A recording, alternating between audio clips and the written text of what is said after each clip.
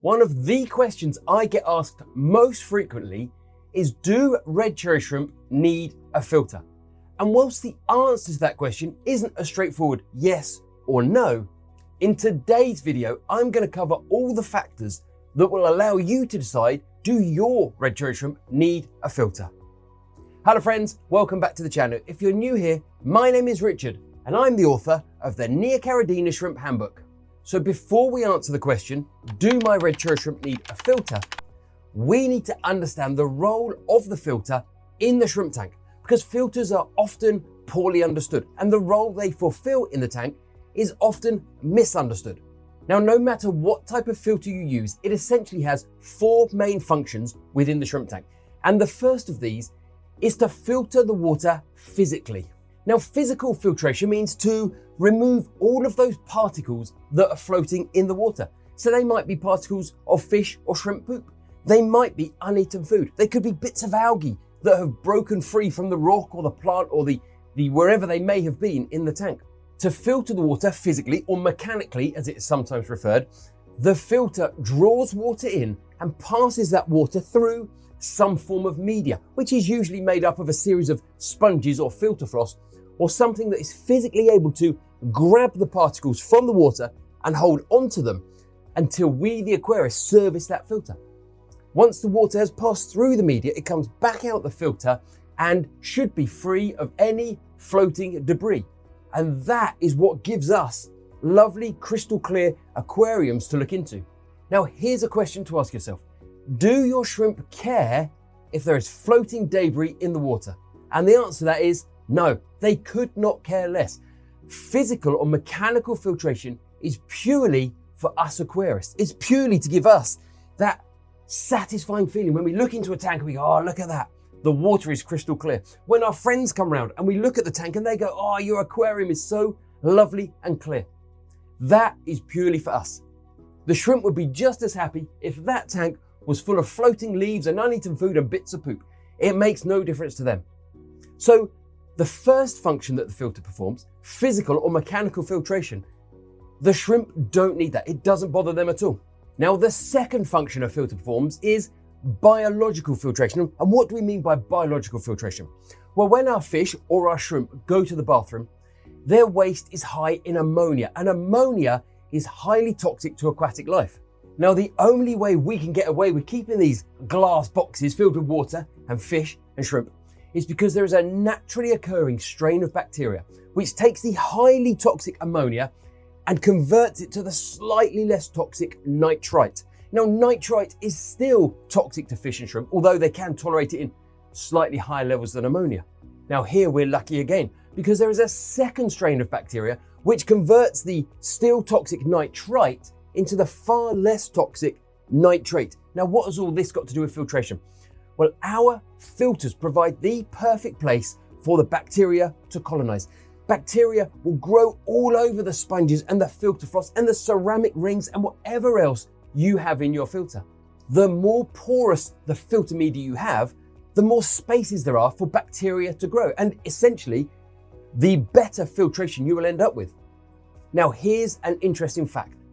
These beneficial bacteria colonize every surface in the tank equally.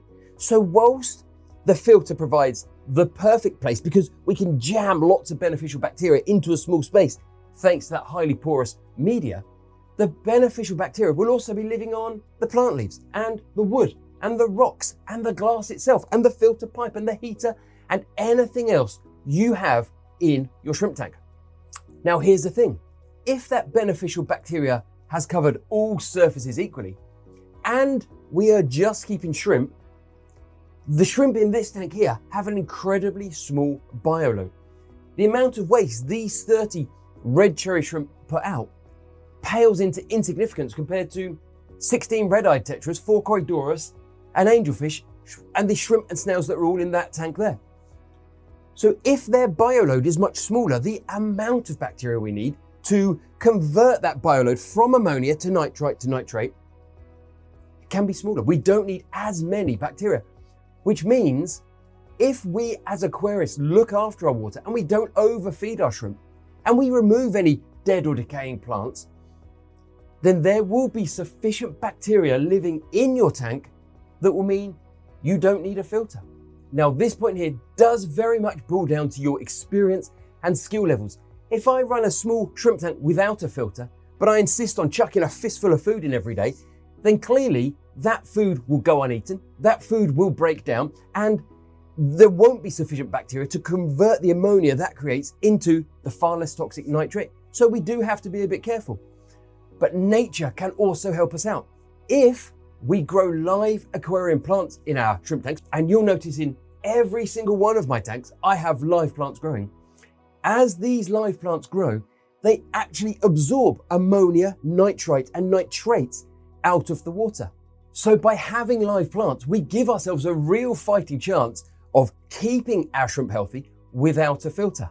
Now, before I move on to the third function of a filter, I have a target for 2025 to get my channel up to 60,000 subscribers.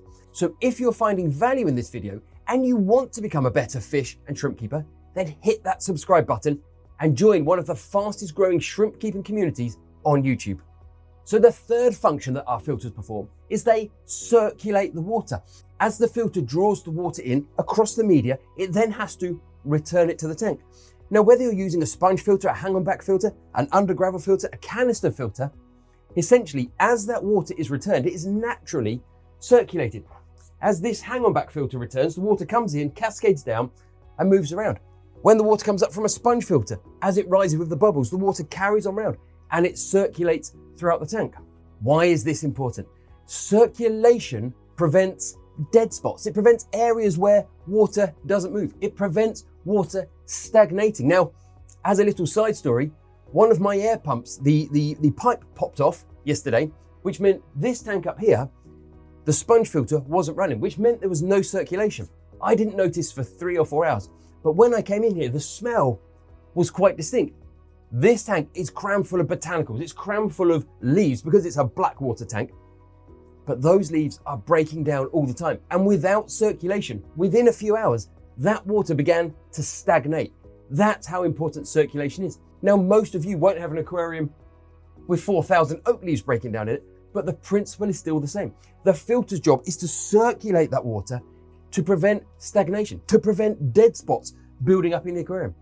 But we as aquarists can do away without a filter if we replace that circulation with something as simple as an air stone. Whenever I run a shrimp tank without a filter, I just have a single air stone bubbling away day and night, and that provides sufficient circulation. Now, if we're going to rely on the beneficial bacteria living throughout our tank to carry out our biological filtration, we also need circulation. We have to get the water to the bacteria. We can't expect the bacteria to move around the tank to find the water. So if you do decide to run your tank without a filter, you will need an air stone or something else to provide adequate circulation throughout the tank. Now, the fourth and final function of a filter is to provide surface movement. Our fish and shrimp absorb oxygen directly from the water, but as they do, they expel CO2, they expel carbon dioxide, much like we do when we breathe. If we don't have sufficient surface movement, the carbon dioxide can't escape from the water and fresh oxygen can't dissolve from the surface above.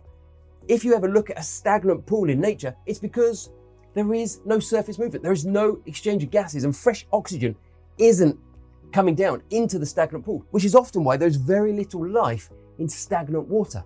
As our filters return the water to the aquarium, they normally create surface movement, and this surface movement allows carbon dioxide to escape and fresh oxygen to dissolve in. If we choose to run our shrimp tanks without a filter, we can still get that surface movement by running an air stone. The air stone not only provides circulation, but as the bubbles rise to the surface and pop, they create surface movement. Now we know that the 4 functions of a filter are physical filtration or mechanical filtration, biological filtration, water circulation, and surface movement. And we know if we are good aquarists who work hard to look after our shrimp tanks, we can do away with physical or mechanical filtration. We can do away with the biological filtration from the filter because we know there'll be sufficient bacteria living throughout our aquarium. And we can do away with the circulation the filter provides by fitting an air stone. And we can also do away with the surface movement the filter creates by again using that air stone. So now we know you can keep a shrimp tank without a filter.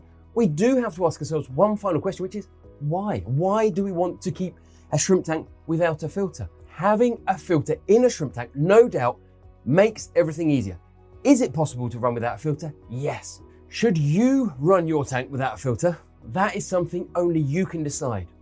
But one thing that will make running a tank without a filter much easier is setting the tank up in the right way from the start. And to learn how to do that, watch this video next. Thanks for watching.